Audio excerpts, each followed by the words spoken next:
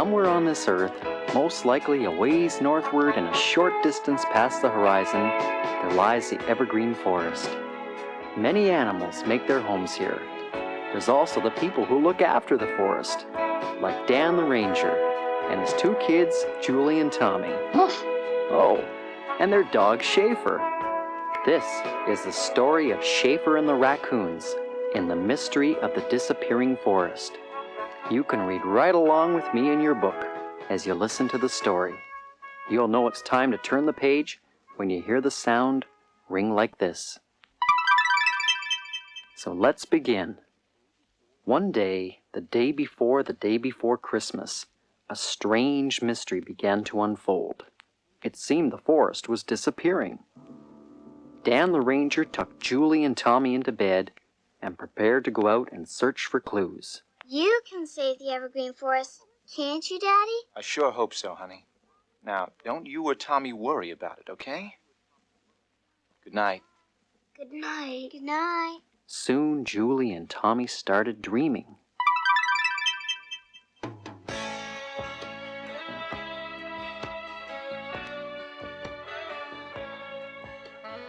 High up in their raccoon dominium home, Ralph and Melissa Raccoon and their friend Bert Raccoon were preparing for Christmas. As Melissa hung their stockings, Ralph suddenly spotted something in the newspaper. It's an outrage! What? Thousands of the forest trees have disappeared. Well, maybe, they've gone on their Christmas vacation. I wonder. Look. Oh, no. Ralph Raccoon was indeed right. No tree in the Evergreen Forest was safe anymore. At that very moment, the forest menace Cyril Sneer, accompanied by his college graduate son Cedric Sneer, was actually eyeing the raccoon tree with greedy glee. But, Pop, why don't we just stick with the trees we've already got? Not on your bottom dollar, Cedric. I've got the rest of the day. Enough time for me to get every tree in the Evergreen Forest. They're all mine, do you hear me, boy? Every tree for me.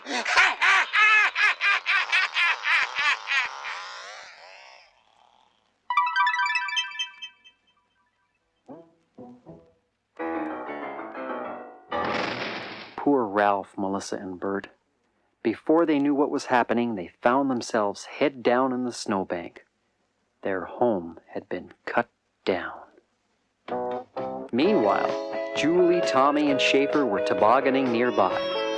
Before Cyril could return to pick up the tree, the children spotted it. What a perfect tree.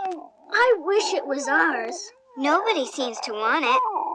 Why don't we take it home and surprise Daddy? Oh, yes. What do you say, Schaeffer?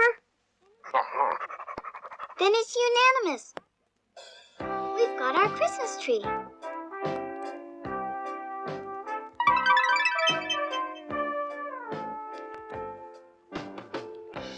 And so while the raccoons stood helplessly by, Schaeffer and the kids dragged away their home. Ralph reckoned the kids and the dog were the ones who'd been destroying the forest.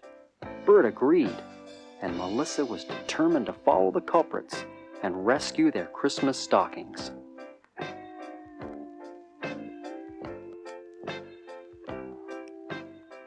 Ralph, Melissa, and Bert Raccoon followed Julie and Tommy to their cabin.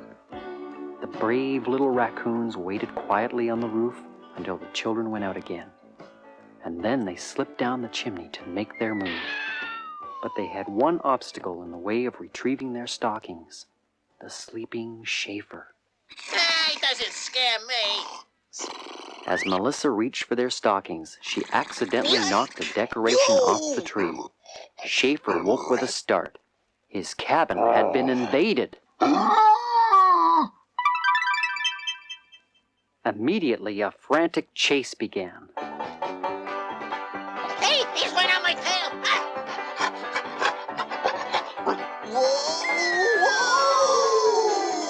With Schaeffer close behind, the raccoons raced out of the cabin and across a frozen lake. Suddenly, as they headed down a hill, they all found themselves caught up in one big snowball. With a crash, they hit a shed at the bottom of the hill. The strange sounds from within made them curious, and they peeked inside. To their amazement, they saw the real villain, Cyril Sneer, shouting orders to his workers as they cut the trees into boards. Speed it up! This isn't a garden party! I want to see some sweat! Schaeffer and the raccoons realized their mistake and became friends on the spot. They decided that together they would stop the evil Cyril Sneer. As they huddled to form their plan, they knew that it would not be easy. When Cyril and Cedric came out of the logging shed to get more trees, the raccoons and Schaeffer pounced. Pretty soon, Schaeffer had a good grip on their long noses. Why, you two are ecological disasters. Yeah, Oh, forest destroyers! yeah, Home wreckers. yeah, You're finished. yeah, you're finished. Cyril was cornered. Hey, why pick on me? There's a lot of other lumberers around. There's a lot of responsible lumberers around. That means they only cut down a few trees, and those they replace with new baby trees.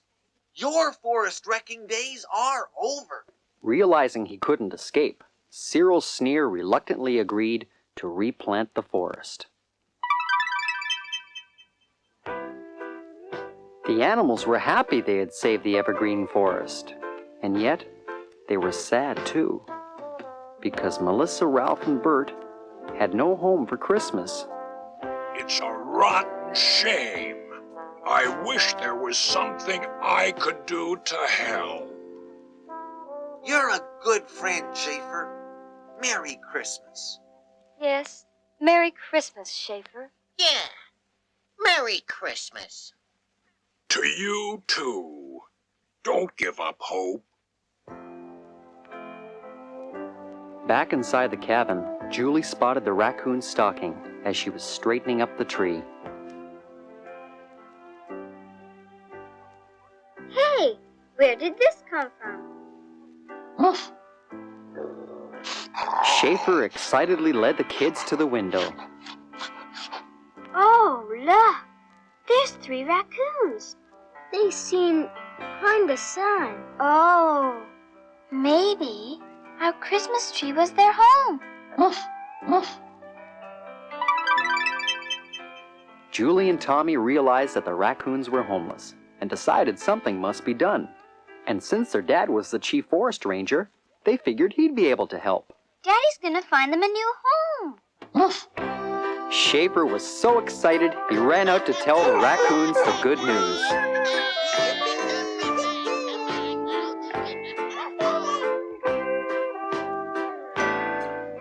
And what happened next?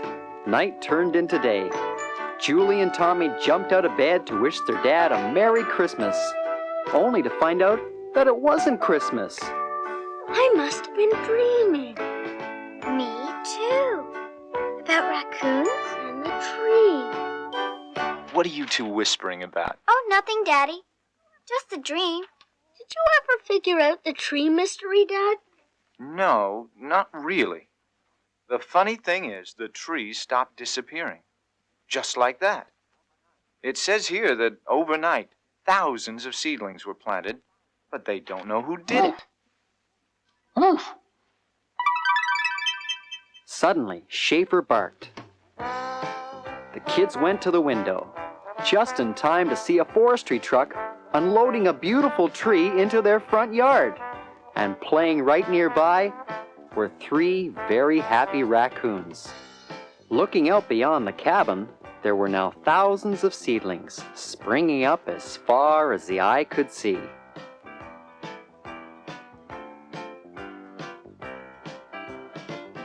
The mystery of those new trees never was solved by the ranger, but the young trees grew strong and tall. Each year a few became Christmas trees, but many more remained standing. The evergreen forest was never again in danger, because from that day on, it was protected by 3 raccoons and a dog.